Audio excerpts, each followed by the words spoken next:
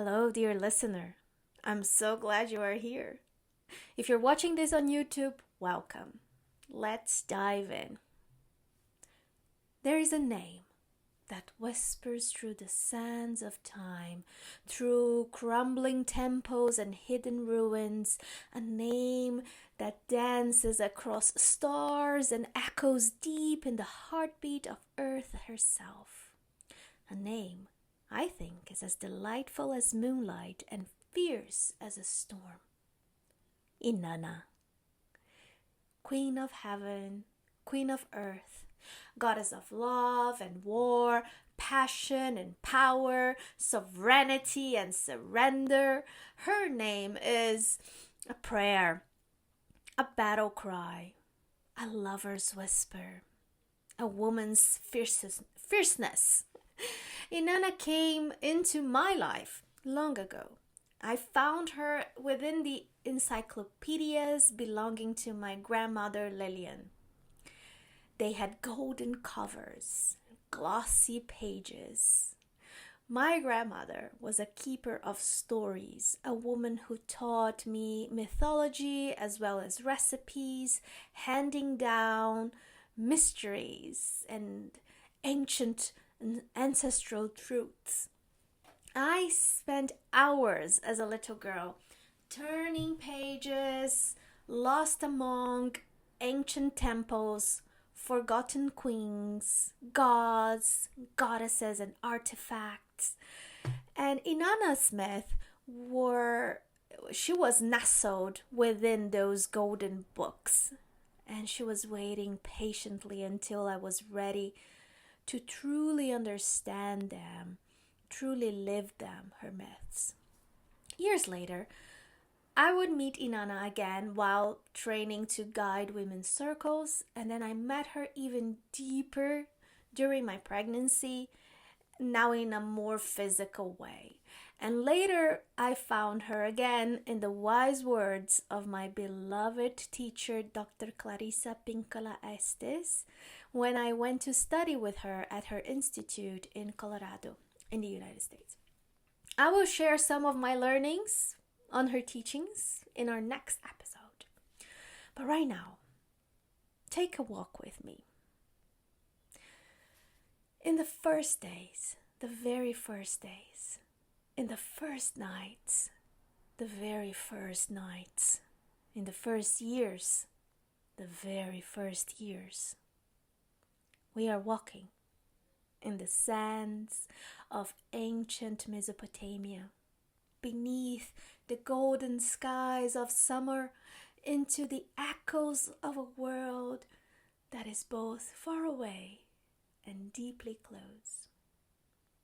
Let me introduce you or reintroduce you to Inanna.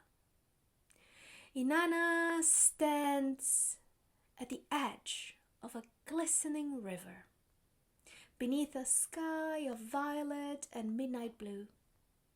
Her dark eyes gleam with the cunning, with the joy of a goddess who knows exactly what she wants and precisely how to get it. She is on a journey to visit her father, Enki, the wise god of waters and sacred knowledge, deep within the city of Eridu, where he lives. And as she steps onto his shores, Enki welcomes her warmly, and they sit together under soft candlelight, drinking sweet beer and spiced wine, and exchanging stories and laughing, a laughter that fills the night air. Inanna's laughter is like music, like bells ringing through starlight, and she enchants her father Enki, who begins to offer his divine secrets, the sacred tablets that are called mes, which are the blueprints of civilization. The mes are not just symbols, they held within them the essence of culture, art, love, wisdom, worship, kingship, and even chaos, the threads of chaos that weave the tapestry of life. And cup after cup, tale after tale, Enki bestows these sacred gifts upon Inanna until, drunk on beer and stories, he falls into a deep slumber. Inanna smiles, her eyes sharp as crescent moons. Quietly, she gathers the tablets, slipping them carefully into her boat, the boat of heaven, and sails away. When Enki awakens, he cannot believe what he did. He realizes the gravity of his actions and he summons his messenger, Izimud, frantic and desperate to retrieve the tablets, the mass. And Izimud sends several creatures, strange beings he conjures from water and shadow to pursue Inanna to reclaim what was never meant to leave the city of Eridu. Yet Inanna, clever Inanna, fierce Inanna, she is prepared. With Ninshubur, her devoted servant, at her side, she evades each attack. And we will talk more about Ninshubur on our next episode. They call up winds to sweep away monsters, speak incantations to blind the beasts.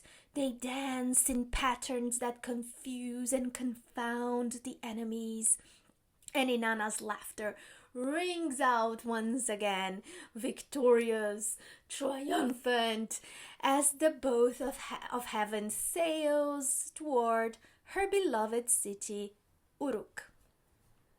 Inanna, now the bringer of civilization, arrives home radiant, triumphant, and Enki, her father, is awed and humbled, and he accepts her victory. And with reverence, he knows she is rightful to keep the tablets. He recognizes that civilization is in the hands of the goddess.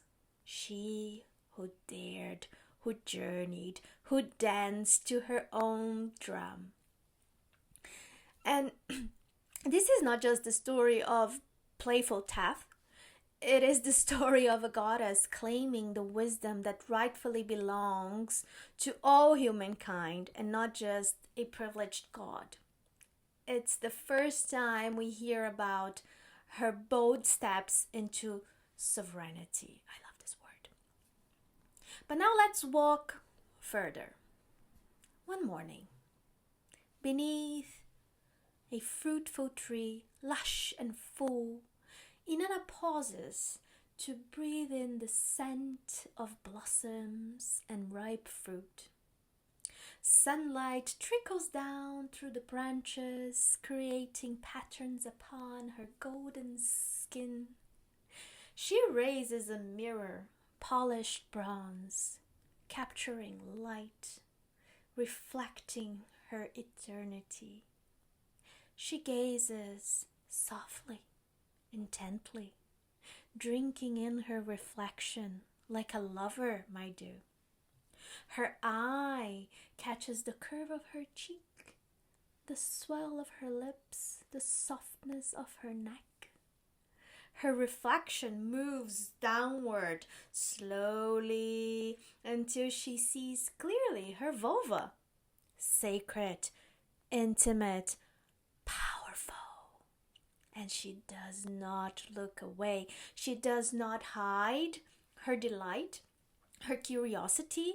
Instead, she laughs openly, freely, joyfully, and the sound of her laughter rings through the garden like golden chimes, as pure as the sunlight. She takes profound joy and pleasure in her womanhood, her power, her sacred body. She is unshackled from shame, from silence.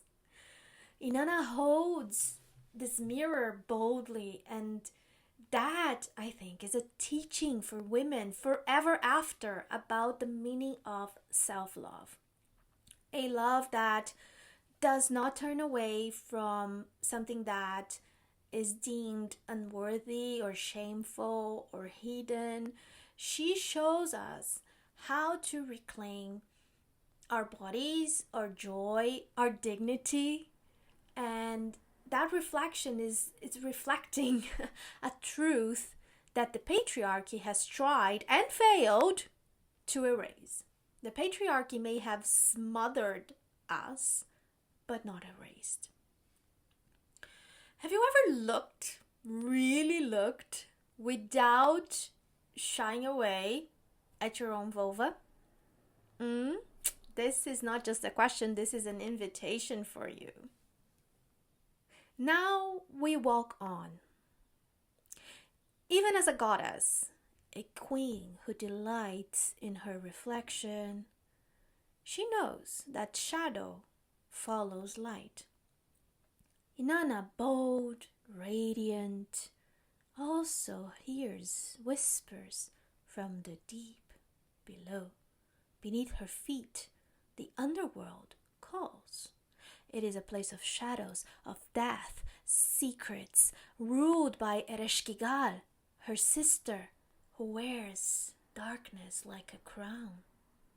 So she decides to visit her sister. But not yet, not today. On the next episode, I will take you further into the mythical and archetypal aspects of this descent.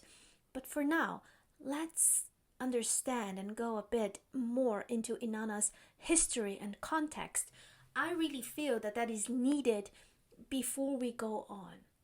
So let's walk back just for a moment into that shimmering world that once belonged to her and to other goddesses. Inanna's early myths reflect a time when goddesses still held the center of the world. She was the axis around which life turned. She was queen of the sky and of the earth, a priestess of sex and death and rebirth. Civilization itself was thought to be gifted by her hands to humankind, as we see in the Enki story. And this is beautifully preserved in one of the most astonishing facts of ancient history. The very first known author in the world, yes, the very first writer whose name we know, was a woman, a priestess, a poet, a devotee of Inanna. Her name was Enheduanna, high priestess of the moon god Nana in the city of Ur. Around 2000 years BCE, 2300 years, more than 4000 years ago, she composed the Exaltation of Inanna, a hymn of devotion, of power, of longing, and praise. Let that settle in for a moment.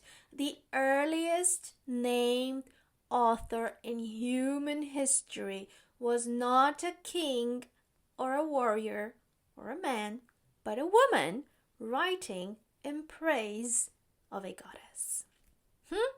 How about that?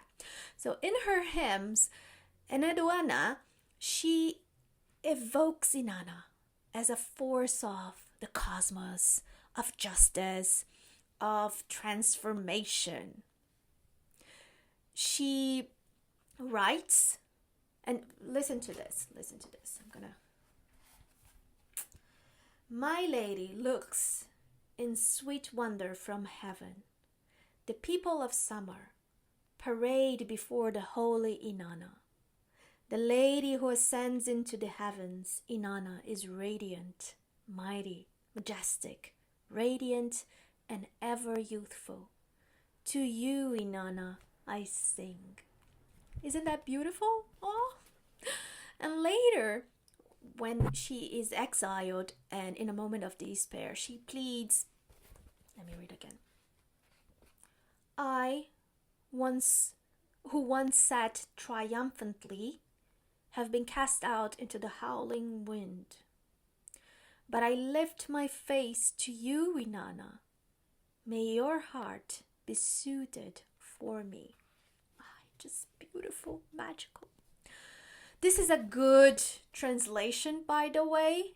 The words I read today come from Diane Wolkstein's and her collection, Inanna, Queen of Heaven and Earth, Her Stories and Hymns from Summer.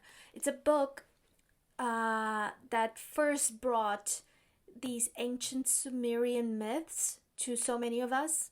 And she wrote it with Samuel Noah Kramer. And he is a pioneering Sumerologist. Am I saying that right? I hope so. And I also recommend another book by Betty Meadors, Betty the Shong Meadors. Her book is Inanna, Lady of Largest Heart. For those who want to go even deeper into the poet's voice, Enheduanna's voice, poetry, and her power. I will list these references for the mythology nerds like me in the episode description. You know who you are, my fellow book dragons. Okay, so through her words, we glimpse a time when the divine feminine was not just honored, but woven into the very fabric of spiritual and civic life. A time when women's voices were sacred, and it still echoes across 4 millennia to reach us. And then something shifted. And you can feel it in the texture of stories. Between the lines of reverence and awe, a new voice begins to take control. A voice that questions the goddess authority, that begins to reshape her into something else. This is a moment when we can definitely see the shadow of the patriarchy rising. Take the Epic of Gilgamesh, which is one of the earliest known literary works. We meet Inanna again, but under her Akkadian name, Ishtar. She appears not as this life-giving queen of heaven, but as a very dangerous lover. When she offers herself to Gilgamesh, he's a hero, he turns her down very cruelly. He mocks her desire. He lists her past lovers. He names them broken, cursed, destroyed men. He calls her wild, unreliable, lethal. And in his rejection, we feel this turning of the tide. A goddess who was once honored as the source of life and love is now recast as a warning. So her sexual power becomes something to fear. Her sovereignty is something to ridicule.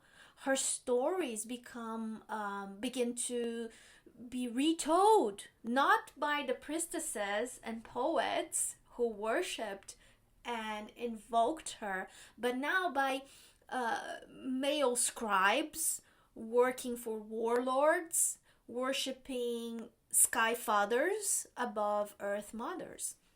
So there's a moment in there that is so deeply telling in the Epic of Gilgamesh, where we see not only Inanna reduced and ridiculed, but we also glimpse another sacred woman, another first. And if you've been hearing to my episodes, you know who it is. Lilith! Yes, Lilith! She appears in this story too, very briefly. In the myth, there's a great hulupu tree that once grew in Inanna's sacred garden. And in the roots of the tree dwelled a serpent. Where do we hear about a serpent in a tree in a later story? Garden of Eden, anyone? And in the tree's trunk, it is said that The dark maid Lilith made her home, and high in its branches rested the Anzu bird and her fledglings, her babies. The Anzu bird mentioned in the story is this mythical creature. She is part lion, part eagle, and she's often linked to the storm winds and divine messages. And so are the Lilith, who are wind creatures or demons that are connected to Lilith later on. So the Anzu bird is a guardian of sacred truth. She is fierce, watchful. She's a protector of the mysteries. And this tree, the Hulupu tree, is a sacred pillar of the world, and it holds the serpent, which is a symbol of the feminine, the bird, and the woman in its limbs. And I see it as a symbol of the wild and the divine living together, of feminine mystery, of intuition, of untamed power. And when Inanna seeks in the myth to turn the tree into her sacred throne and bed, she calls on Gilgamesh to cut it down. And so he does. He slays the serpent. The bird flies away, and Lilith, she flees into the wilderness. So what does it mean when the goddess's throne can only be carved by cutting down the wild tree that sheltered these creatures, her sisters? What do we lose in the making of power, the throne? I think we lose the wildness, the protectors, the feminine forces that once held the center. So this is how the old stories shift. This is how patriarchy begins its quiet conquest, not only with swords, but with storytelling, which is very effective. But still, we remember. We remember the tree. We remember Lilith. We remember Inanna before the throne, before they were tamed and transformed. We remember that once they all lived in the same garden, wild, sacred, sovereign. The dismantling of the goddess is not immediate. It hasn't been always loud. It's often subtle and woven into the structure of the stories. So we're changing the protagonist, changing the tone, changing the lesson. This is how it begins. So first, the goddess, she is questioned. Then she is mocked. Then she is diminished. And then she disappears, as we can clearly see in Abrahamic religions, Islam, Judaism, Christianism. No sign of the goddess there. Not at all. But Inanna did not disappear. She lingers. She waits. She returns. In every woman who calls her, in every body that holds pleasure as sacred, in every story that we dare to tell differently. In all her forms, she persists, rising again through story, through ritual, and the women who remember. We are keeping her alive right now. I am doing that, and you are also. You are listening to this because her story, like all the stories we carry, is not just ancient. It is alive. It is archetypal. It is embodied. It lives in our bodies. Inanna's shameless celebration of her sexuality stands as a radical act of self-ownership. A declaration that the body, your body, my body, is holy. That joy is holy. That the vulva it's not shameful. It is powerful. Oh my God, it's so powerful. It is alive. It is divine. It is life-giving. She reminds us that the feminine body was once seen as sacred, as whole, as a temple that we revered rather than feared. And she also shows us something even deeper. She shows us that the way forward is not always upward, and that sometimes the only way through is down into the underworld, into the shadow, into the parts of ourselves we were told to silence. She teaches us the essential truth that Dr. Estes wrote in Women Who Run with the Wolves. She calls it the life-death-life cycle. And because we don't lose power by surrendering our ego, we become something much greater, and women and men can learn from that. But we are saving that story, the story of the descent, for our next episode. But already we feel her calling. We feel the gates begin to open. We feel the masks starting to fall. So I ask you now, as we close this one, let's ponder about this together. When was the last time you truly saw yourself and didn't look away? And by that I mean symbolically, emotionally, sure, but physically, your body, your sex, the parts that you hide. When was the last time you truly saw yourself and did not look away? It's a question and it's an invitation. Grab that mirror, look at it. Another question.